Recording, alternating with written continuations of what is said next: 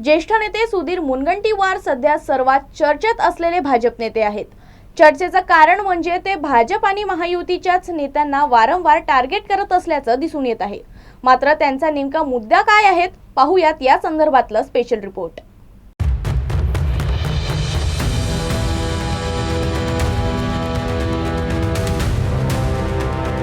सुधीर मुनगंटीवार आणि टीका धारधार।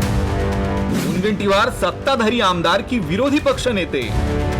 मुनगंटीवार सरकारवरच का करतात आगपाखड? मंत्रीपद हुकल्याचा रोष की आणखी काही दोष? राज्याचे माजी अर्थमंत्री आणि भाजपचे ज्येष्ठ नेते सुधीर मुनगंटीवार वारंवार चर्चेत येत आहेत। त्यामुळे मुनगंटीवार विरोधी पक्ष नेते आहेत की सत्ताधारी आमदार असा सवाल आता अनेकांना उपस्थित होतोय। महत्त्वाचं म्हणजे ते मंत्री असताना जितके चर्चेत नव्हते तितके मंत्रीपद हुकल्यानंतर चर्चेत आहेत। अनेकदा त्यांनी थेट सत्तेत सहभागी असलेल्या आमदारांना आणि मंत्र्यांना धारेवर धरल्याचं पाहायला मिळालंय। आपल्याकडून कदम साहेब या संदर्भातले ठोस कदम अपेक्षित आहे। लडखडणारी उत्तर देऊ नका एवढी विनंती आहे। एका वाक्यात उत्तर द्या। जरी मी जास्त बोललो असलो तरी की धान्याचा बोनस देण्याचा GR 2 दिवसात निघेल तरच पुढे कॅबिनेट व्हायची शक्यता, अन्यथा कधीही होऊ शकत नाही। मी ह्याच्यावरती येत नाहीये की बोनस देऊ नये, मी असंही म्हणत नाहीये, परंतु नक्कीच या बाबतीमध्ये आपण म्हटलात खरं की या घोषणा आपण करावी, 2 दिवसामध्ये आपण GR काढावा अशी घोषणा करणं आपल्याला माझ्याकडनं अपेक्षित आहे। परंतु ही आकडेवारी आहे ती समोर आहे आणि म्हणून आपल्याला काही रिव्ह्यू करणं हे नक्कीच आवश्यक आहे। परंतु अध्यक्ष महोदय, यामध्ये आता सध्याला माझी आपल्याला विनंती असेल की एक बैठक आपण तातडीची या बाबतीमध्ये मंत्री महोदय असतील त्यांच्या उपस्थितीमध्ये आपण लावू। आवश्यक असल्यास माननीय मुख्यमंत्री महोदयांना आपण विनंती करू, परंतु त्याच्यामध्ये बैठक घेऊन या वर्षी हे बोनस देण्यासाठीचा जो काही निर्णय आहे, शेवटी हा दरवर्षी आपण घेतला, कॅबिनेट घेतला हा निर्णय आहे। त्यामुळे या वर्षीच्या म्हणजे आताच्या शासनामार्फत देखील नक्कीच आपल्याला जी अपेक्षा आहे तर कॅबिनेटच्या समोर हा निर्णय होईलच, पण तथापि माननीय मुख्यमंत्री महोदयांच्या उपस्थितीमध्ये बैठक घेऊन हा निर्णय घेतला। आता हा झाला युतीत असलेल्या मंत्र्यांचा विषय। अर्थसंकल्पीय अधिवेशनात प्रश्नोत्तराच्या वेळी मुनगंटीवारांनी थेट राज्यपालांनाच संदर्भ देत मराठी बाणा दाखवला।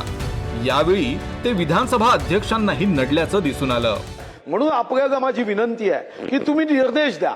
इंग्रजी कॉपी राज्यपालांनी एकतर जसं अधिकाऱ्यांनी मराठी शिकून घेतलं पाहिजे तसं राज्यपालांनी मराठी शिकून घेतलं पाहिजे। बरं, ते मराठी शिकून घेत नसतील तर कमीत कमी त्यांच्या अधिकाऱ्यांनी इंग्रजी ट्रान्सलेट करून दिलं पाहिजे। त्यांचं आई वडिलांच्या संदर्भातलं जे कर्तव्य आहे तेच कर्तव्य आम्हाला आणि अधिकाऱ्यांच्या संदर्भातही आहे। आणि म्हणून माझी विनंती आहे की यापुढे इंग्रजी प्रतीचा आग्रह हा करता कामा नये।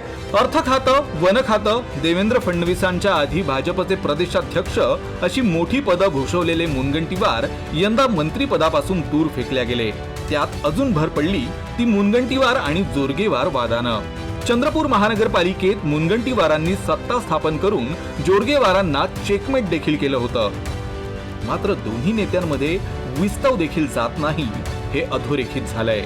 ठीक आहे, त्याचा गाणे ॲग्रीमेंट कोणासोबत जागा, करार कोणासोबत जागा, स्टॅम्प पेपरवर करार आहे असं कोणीही काही ॲग्रीमेंट घेत का? ॲग्रीमेंट कोणी केलं हे माहीत असताना असं श्रेय घेण्याचा हास्यास्पद प्रयत्न कोणी केल्याने त्याचा फायदा होतो। आता मुनगंटीवार आपल्याच पक्षातील आणि सरकारमधील नेत्यांवर का बरसतात याची संभाव्य कारणं पाहूयात। लोकसभेवेळी इच्छा नसताना उमेदवारी, विधानसभेवेळी कुरघोड्या झाल्याची चर्चा, पक्षाने जोरगेवारांना दिलेली अधिकची ताकद, पक्षातूनच वजन कमी करण्याचा प्रयत्न, ताकद असतानाही मंत्रिपदापासून दूर, आयारामांना महत्वाची पदं, निष्ठावान असूनही सत्तेतील वाट्यापासून दूर।